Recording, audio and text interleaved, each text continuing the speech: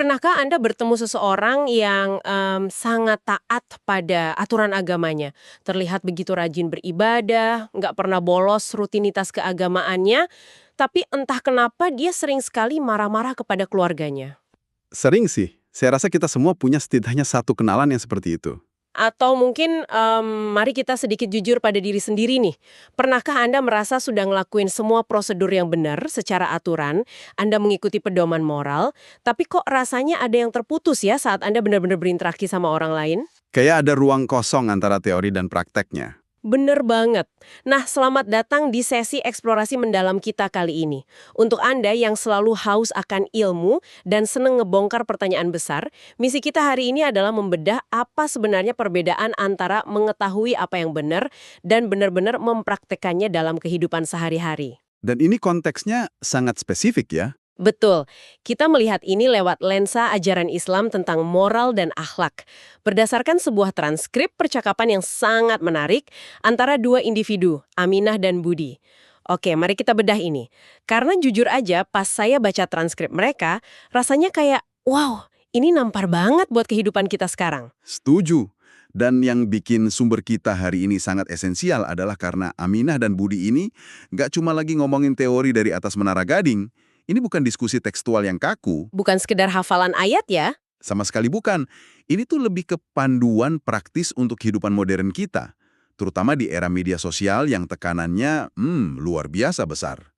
Mereka itu secara nggak langsung lagi ngasih kita peta jalan, buat tetap waras dan berkarakter. Menarik. Mari kita mulai dari membedah akar katanya dulu deh, biar kita dan Anda yang lagi dengerin ada di halaman yang sama.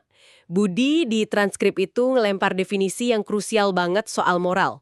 Iya, tentang akar kata bahasa Arabnya itu kan. Betul. Secara bahasa, moral atau etika itu dikaitkan sama kata ma'rifat. Nah, ma'rifat ini intinya adalah pengetahuan. Pengetahuan tentang mana yang baik dan mana yang buruk. Cuma sebatas tahu aja. Iya, jadi moral itu prinsip dasar. Kayak kejujuran itu baik, keadilan harus ditegapkan, aturan main yang selaras dengan syariat. Moral ini ibarat fondasi sebuah bangunan. Penekanannya benar-benar cuma di ranah kognitif, di pengetahuannya. Nah, hal yang paling memukau di sini adalah bagaimana Budi membedakannya dengan akhlak. Kalau moral itu fondasinya, pengetahuannya, akhlak itu berasal dari kata huluk. Huluk. Ya, huluk yang artinya tabiat atau karakter bawaan, ini bukan teori lagi, melainkan manifestasi dari moral itu sendiri di dalam hati, yang terus mewujud jadi tindakan nyata sehari-hari. Berarti ini soal aplikasi ya? Kayak semacam refleks otomatis gitu nggak sih? Persis, refleks saat Anda ditekan oleh keadaan. Kalau Anda tahu bohong itu dosa, oke, Anda punya moral. Tapi saat Anda dihadapkan pada situasi bisnis yang kalau Anda jujur Anda bakal rugi besar, Wah, ini susah ini. nah, kalau di momen itu Anda tetap secara otomatis milih jujur tanpa mikir panjang, itu baru namanya akhlak. Makanya di percakapan itu mereka punya analogi kunci yang bagus banget. Moral adalah fondasinya, sedangkan akhlak adalah mahkotanya. Analogi yang sangat pas. Bangunan Anda mungkin punya beton yang kuat di bawah tanah, tapi kalau nggak ada mahkotanya, nggak ada atap yang melindungi, ya bangunannya belum selesai. Dan untuk mengunci argumen ini, Budi ngasih bukti penguat yang sangat fundamental. Dia merujuk ke sabda Rasulullah SAW dalam riwayat Bukhari nomor 3324. Kutipannya itu bunyinya, "Sesungguhnya aku diutus untuk menyempurnakan akhlak yang mulia." Menyempurnakan akhlak. Betul. Fokusnya di situ. Membersihkan jiwa dan ngebangun karakter adalah tujuan utamanya. Bukan cuma sekedar ngasih daftar aturan buat dihafal. Nah, disinilah bagian yang sangat menarik. Ini ngebawa kita balik ke dilema yang saya tanyain di awal banget tadi. Soal orang yang rajin ibadah tapi gampang meledak marah itu, Iya, Aminah kan ngangkat skenario itu. Ada orang rajin sholat, ritualnya disiplin banget, tapi interaksi sosialnya hancur. Gampang marah ke keluarga, kasar sama bawahan. Gimana tuh? Sholat kan aturan agama. menurut Budi, sholat itu bagian dari moral.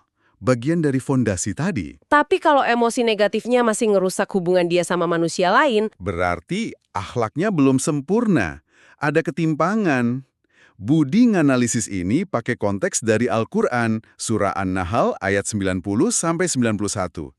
Inti dari ayat ini menyoroti kalau iman itu harus melahirkan cahaya. Cahaya yang menuntun perbuatan nyata kita sehari-hari. Tepat. Makna mendalamnya begini, tanpa akhlak yang baik, ritual ibadah yang capek-capek kita lakuin, itu bisa jadi sia-sia.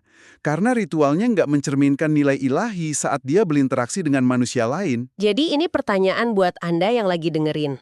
Seberapa sering sih kita ngerasa udah ngelakuin hal yang benar secara aturan? Kita merasa moral kita udah baik, tapi kita gagal mengaplikasikannya dengan empati dalam hubungan personal kita? Itu tamparan keras buat kita semua sih. Banget, karena akhlak itu ternyata sangat personal sifatnya. Di transkrip, mereka ngebahas kalau akhlak mencakup kesabaran, rasa syukur, dan ada satu konsep yang sering disalahartikan yaitu zuhud. Wah, zuhud ini sering banget salah kaprah. Iya kan? Contohnya pas kita lagi kesulitan ekonomi, orang yang berakhlak mulia itu bakal bersabar dan bergantung pada Tuhan. Bukannya malah terus-menerus mengeluh atau nyalahin keadaan. Jika kita hubungkan ini dengan gambaran yang lebih besar, Budi mengutip surah As-Sajdah ayat 16. Ayat ini ngehubungin nikmat Tuhan dengan konsep takwa. Takwa itu inti dari akhlak kan? Betul, takwa itu rasa takut pada Tuhan yang fungsinya ngejauhin kita dari dosa. Mesin penggerak di balik sabar dan syukur tadi ya, takwa ini. Tanpa itu, akhlak cuma jadi sekedar pencitraan sosial. Nah, ngomongin soal pencitraan dan materi, saya suka banget sama analogi mobil baru yang dipakai Budi buat ngejelasin zuhud. Silakan ceritain, itu contoh yang gampang banget dicerna. Jadi, bayangkan Anda baru aja beli mobil baru impian Anda. Mahal mengkilap.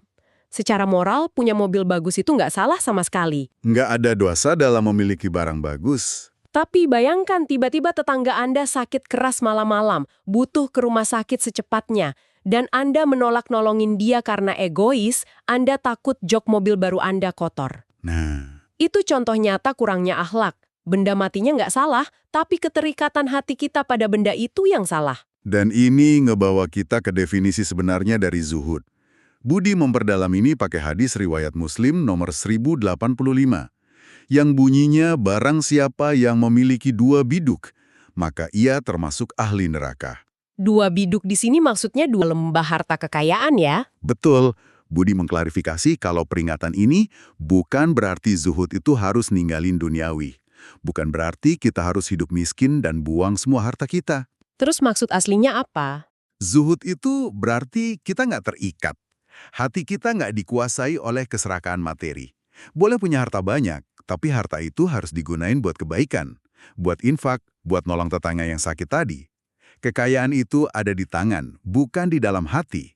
Itu poin yang dalam banget. Nah, jadi apa arti dari semua ini buat kita sekarang? Kita hidup di era yang serba cepat, era digital. Era di mana semuanya ada di genggaman tangan. Betul. Gimana caranya kita melatih akhlak, melatih zuhud, pas kita buka media sosial yang isinya terus-menerus mancing rasa iri dan amarah kita? Ini memunculkan satu pertanyaan penting. Di era gadget ini, medan perang akhlak kita itu udah pindah. Budi ngejelasin kalau akhlak sekarang itu dimulainya dari mengontrol mata dan lidah, atau dalam konteks modern, jempol kita. Jempol untuk ngetik komentar pedas. Tepat sekali. Tantangan interaksi kita di dunia maya itu justru lebih berat karena kita ngerasa anonim dan berjarak. Dan Budi ngasih peringatan keras soal ini pakai rujukan surah Al-Hujurat ayat 11-12 ya. Iya. Ayat itu ngebahas soal larangan gibah atau menggunjing dan hasad atau dengki. Anda tahu nggak, perumpamaan berprasangka buruk dan gibah di ayat itu ngeri banget. Diibaratkan seperti memakan daging saudaranya yang mati. Makan daging saudaranya yang mati, itu metafora yang sangat visual dan bikin merinding. Maksudnya karena orang yang diomongin di media sosial itu nggak bisa ngebela diri kan? Betul. Mereka ibarat orang mati yang nggak berdaya nangkis narasi buruk yang kita ketik pakai jempol kita.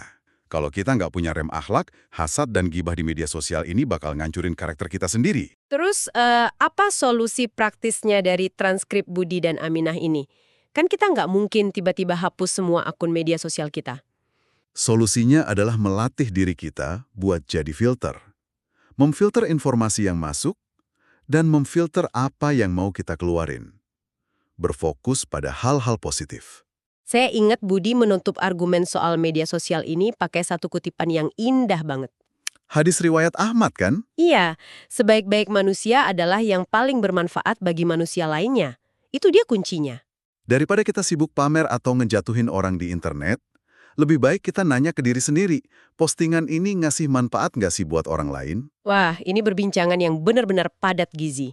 Mari kita rangkum sebentar untuk Anda yang sudah ngikutin eksplorasi kita dari tadi. Pengetahuan tentang kebaikan, yang kita sebut moral, itu hanyalah fondasi. Pengetahuan ini harus berbuah menjadi karakter dan tindakan nyata, yaitu akhlak. Harus dimanifestasikan. Betul. Akhlak inilah yang bikin kita tangguh menghadapi godaan materi lewat zuhud. Dan bikin kita lebih bijak waktu menavigasi jebakan emosi di media sosial. Agama itu seharusnya jadi panduan hidup yang nerangi jalan kita, bukan sekedar beban aturan. Sangat setuju.